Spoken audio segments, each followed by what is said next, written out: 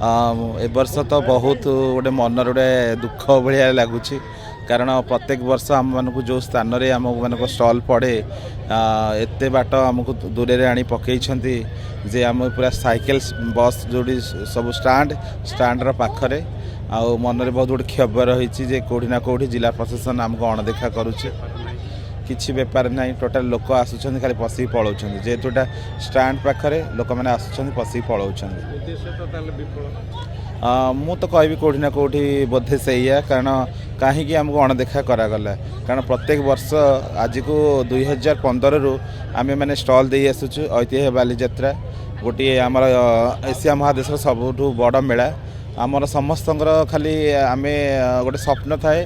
मन रे खाली आमे नुहे आमर भिन्नक्षम भाई भौणी मानकर समस्त गोटे स्वप्न थाए जे वर्ष को थरे मेला होची एत बड़ मेला जोठी कि आमे किछि निज हाथ तैयारी सामग्री हो किछि इन्वेस्ट करी किछि दि पैसा भल रोजगार करि परिबु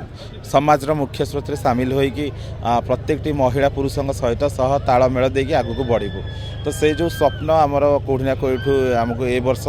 अधूरा लागिला कारण जेहेतु आमर जो ओरमास पाखरे आमर स्टॉल प्रत्येक वर्ष पड़े आपण मैंने प्राय आपण मीडिया रे निश्चिंत भाव में बजाई देखिथे जानी तो ए वर्ष किंतु बहुत दूर रे